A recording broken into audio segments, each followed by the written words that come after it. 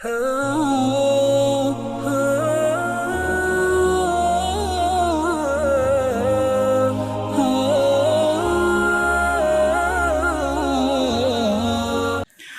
hadirat yang dirahmati oleh Allah Subhanahu wa taala. Ada 3 ibadah hati yang disebut oleh para ulama dengan arkan al-ibadat al-qalbiyah, rukun ibadah hati. Yang 3 ibadah hati tersebut adalah al-khauf wal raja wal mahabbah, yaitu rasa takut kepada Allah, berharap kepada Allah, dan rasa cinta kepada Allah Subhanahu wa taala. Masing-masing ini ibadah yang agung. Ya, takut kepada Allah ibadah yang agung. Berharap kepada Allah adalah ibadah yang agung, dan cinta kepada Allah juga merupakan ibadah yang agung. Sering kita dalam kehidupan kita sehari-hari tatkala beribadah, kita bisa menggandengkan, merangkai antara khauf dan raja. Ya, dan ini adalah suatu yang sangat indah tatkala seorang beribadah kepada Allah, dalam hatinya ada al-khauf, takut kepada Allah, dan juga ada ar-raja.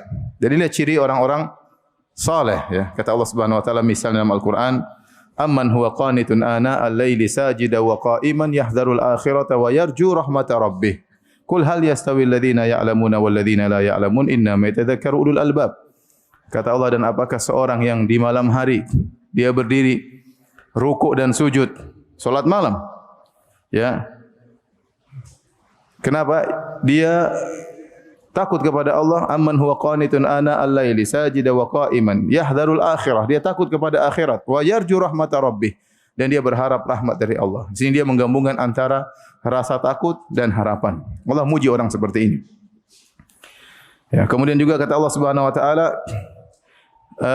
wa yad'unana raghaban wa rahaban. Tatkala Allah menyebutkan tentang para anbiya, Allah menyebutkan sifat-sifat mereka, wa yad'unana raghaban wa rahaban. Mereka berdoa kepada kami dalam kondisi raghaban wa rahaban, dalam kondisi berharap dan juga takut kepada Allah Subhanahu wa taala.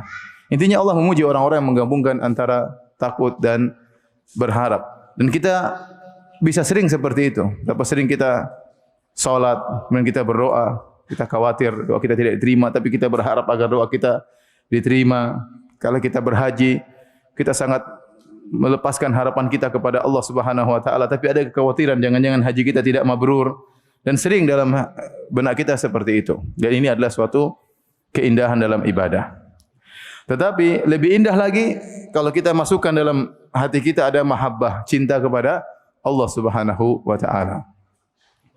Kalau kita sudah cinta kepada Allah Subhanahu wa taala, maka tadi saya katakan di awal pengajian akan ada kelezatan yang kita rasakan tatkala beribadah kepada Allah Subhanahu wa taala. Beda antara seorang yang pergi ke masjid untuk melaksanakan salat berjamaah karena dia takut, ya. Kalau dia tidak berjamaah mungkin salatnya tidak diterima. Kalau tidak berjamaah mungkin dia berdosa, ya.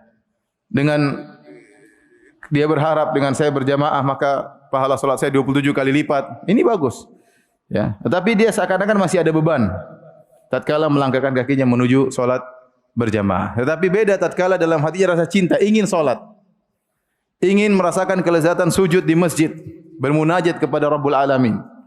Maka langkah kaki dia menuju ke masjid lain rasanya, ya. Makanya di antara 7 golongan yang Allah Subhanahu wa taala naungi pada hari kiamat, kata Nabi sallallahu alaihi wasallam, rajulun qalbuhu mu'allaqun bil masajid. Seorang yang hatinya rindu untuk ke masjid. Kenapa? Dalam hatinya ada cinta kepada Allah Subhanahu wa taala, ya.